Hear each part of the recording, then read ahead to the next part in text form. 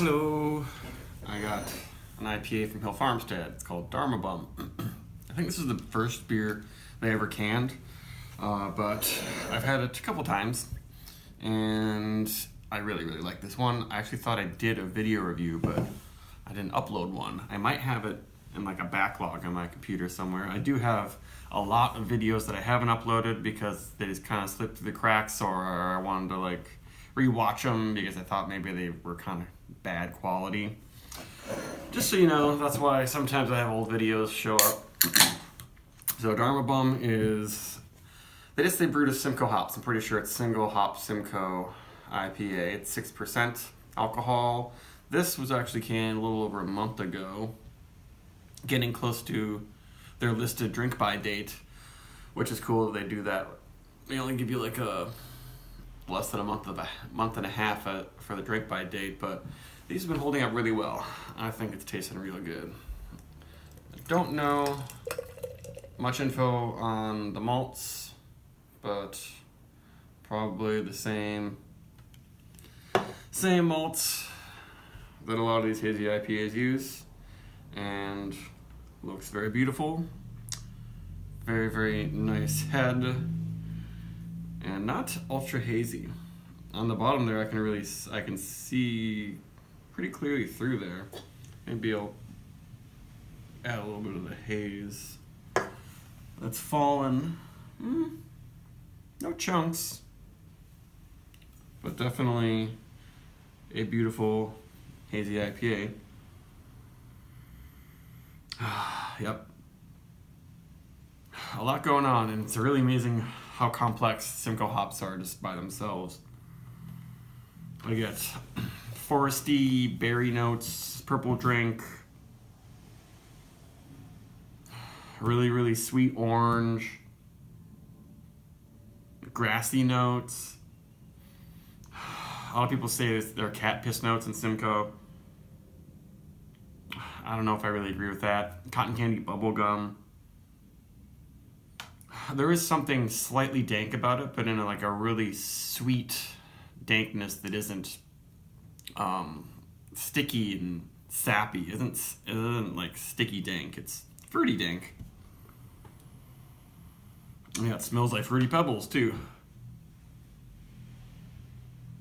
And there is, of course, a little bit of a fresh malted barley note, or freshly mashed malted barley. Like if you ever go to a brewery when they're brewing beer, you'll know the smell of malted barley, and there's a little bit of that in here, which I love because it just adds complexity to it.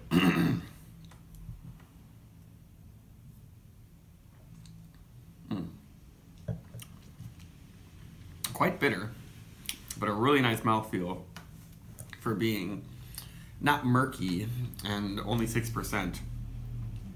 Yeah, it seems like it's more bitter than I remember it being, actually. Really refreshing. But they definitely use some boil hops in here because it's one of the most bitter New England IPAs I think I've had lately. I've been drinking a lot of Treehouse, which their beers are very low in bitterness, and this is definitely beating all of those. I feel like if you gave this to someone in an opaque cup and told them it was just like a really good West Coast IPA, they might agree, because a lot of West Coast IPAs have featured Simcoe hops prominently, and they've been, citrus and dank and all that stuff. This one's, when you drink it, it's got a lot of grapefruit-like bitterness and flavor. And it's not super full-bodied and sweet like a lot of New England IPAs.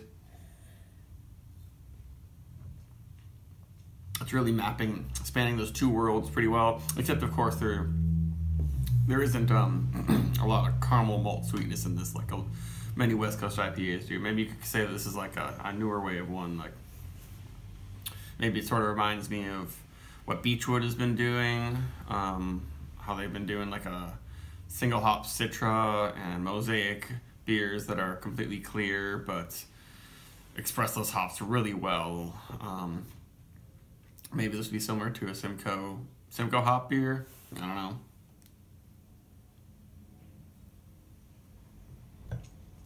Pretty good mouthfeel though. It has the silkiness that some more filtered IPAs have, but then there's just a little bit more weight to it. And it's surprisingly bitter to me right now. Maybe it's just because it's the first beer I've had today or something. But it seems like the first beer I have any day, my palate just seems like it hasn't been calibrated often. And I notice a lot of bitterness, or I notice, bubblegum aromas. Like when I did a review for the Hill Farmstead Legitimacy can last week, it smelled super bubblegummy to me. Now it doesn't at all. But it's a really complex little IPA that I'm a big fan of. For some reason, it's seeming too bitter to me right now, but I'm not going to take any points off for that because I'll probably get used to it. I don't pass this one up when you go to Hill Farmstead. Even if you're not sure if you like Simcoe hops, grab this. And if you're not a huge fan, blend it with another hazy IPA, and I bet it'll make the other hazy IPAs better. Especially if there's one that's really sweet and thick and tropical fruit and syrupy. Pour a little bit of this in there, and it'll probably make it perfect. So for this one, 4.5. I used to say it was my favorite one from Hill Farmstead. Maybe it's just getting a little bit old. Maybe it's getting past or close to the best by date. But it's still awesome. So 4.5 plus. Bye.